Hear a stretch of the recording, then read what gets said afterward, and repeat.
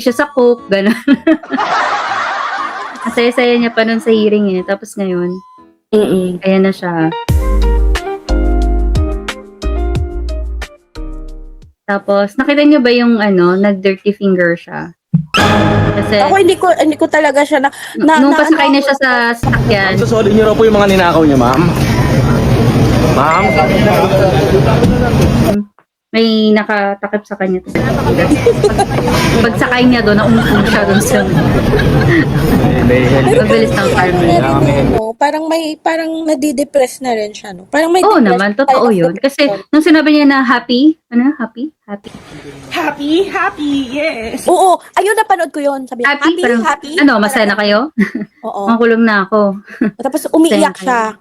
'Di ba? Oo. Iiyak siya. Depression. Ano na yun? Anxiety. Nag-overthink na siya na. Kasi wala siyang fiancé eh. So, Oo. wala magagawa yung pera niya. Kahit Plunder na yun. gaano karami yung pera niya, walang amount na makakapag, na mapapiansahan. Hindi ko alam kung masasad ako sa kanila or ano. Nakakasad as human being. Oo. At para sa anak niya. Pero, diba, may tinatawag kasi sa batas na Duralex, Sedlex, medyo gasgas na to. Ang ibig sabihin, the law may be harsh, but it is the law. So, na tayo magagawa. Hindi pwedeng i-bend ang law. Hindi pwedeng i-consider na kasi nanay siya, may ADHD yung anak niya. So, wag na natin tong ikulong. Hindi pwedeng ganun. Kailangan niya yun. Dahil Parang, merong mga evidence. Inisip mo pala yung ganun, parang sana bago mo pinasok yung situation na mali, alam mong mali, dapat nauna mo nang isipin yon na kapag pinasok ko to, possible na hindi ko na maalagaan yung anak ko. Tingin ko alam niya namang mali eh. Teacher, siya eh. Ano ba profession niya? Hindi naman siya, nakapagtapos naman siya eh. Alam niya yan. Ang problema, nagpakain siya sa system. Our favorite is the Rolls Royce. Yes. Interior siya ng Hermes orange. Tapos may skylight siya sa taas. Parang limo, no? Yes. So, kaya mo to kinuha dahil... Kasi ito, may payong oh. Ayaw, Natutuwa ako sa payong. Natutuwa siya sa payo. Ayan. Dahil naging greedy. kontratista siya, yung sinasabi nga niya na sumusunod lang sila sa system. So, hindi sila makakakuha ng kontrata kung hindi nga susunod dun sa hinihingi ng mga nasa taas. Kung tutuusin, hindi lang naman kaming mga kontraktor ang nakikinabang dito. What? Marami din sa inyo, mga politiko, ang nagpapataba ng bulsa sa pangungurakot. Ito, may hati-hati yan mula sa pinakamataas hanggang sa mga nasa gilid lang ng sistema. Huwag nyo kaming gawing panakip-butas kasi kung babalikan ang lahat ng transaksyon, makikita ninyong mas malaki pa ang napupunta sa inyo kaysa sa amin.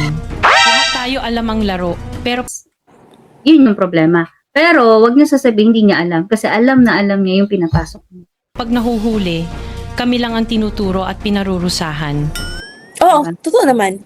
At Kung saka sinasabi niya na hindi niya makukuha yung project, pwede namang iba. Kaya wag ninyong ipakita sa publiko na malinis kayo Bakit pinilit pa rin niya dun sa alam niyang dahil sa bawat proyekto may kapalit na porsyento para sa inyong mga opisina. Ang isang sure lang dyan, hindi siyang nasa tuktok niyan. Nasa baba lang naman talaga. Yun din yung nakakasad. Yun yung nakakasad na part kasi sila napaparusahan ngayon pero yung talagang mastermind, andyan lang. Gagawa pa yan ng kukuha lang yan ng bagong diskaya. Tama yung sinasabi niya no nonsense na hindi niya inaasang mahuli siya. Kasi una, ang dami niyang pera eh. Ang dami niyang pambayad sa kung sino man, di ba? Saka, para siyang si Napoles. Di ba? Tumahimik na lang, hindi nahuli yung mga nasa taas ni Napoles. Kasi siguro baka may threat na rin, Beb. Oo, parang binayaran, lang sa kanya. parang nangako na lang na, sige kami na bahala sa mga anak mo, basta manayin ka lang, ganyan. We will make sure na maganda yung buhay nila, hindi sila madadamay sa na to, nahinig ka na lang. And hindi naman tayo gano'ng kasigurado kung totoong naghihirap sila sa kulungan. Kasi, 'di ba? Alam mo naman ang system sa mga kulungan sa atin, hindi mo naman sure kung talagang pantay-pantay ang trato sa mga kulungan. Kasi hanggang doon sa kulungan, feeling ko, sinasampal tayo ng katotohanan. Kung mahirap ka, kung mayaman ka, mararamdaman mo pa rin sa kulungan. Even sa mga lapida nga, pag namatay, di ba? Nadidistinguish mo pa rin ang mahirap sa mayaman. Diba? So, maswerte pa rin siya dahil mayaman siya. Ano to? Kung mahuli. Oo.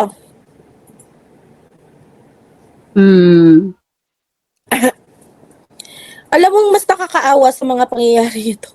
Yung mga nangyayari ngayon, nakakaawa talaga tayong mga ordinaryong Pilipino. Tayo yung nakakaawa, parang pinaglalaruan na lang tayo. At saka ang daling nadadivert yung issue kapag may lumabas na bagong issue, natatabunan agad. Ang daling makalimot ng Pinoy. Diba? Yung lumabas yung sa Noche Buena na issue, nakalimutan yung flood control eh. Oo. Napunta sa Noche Buena, 500 yung ins. Ayaw, di ba? I know, right?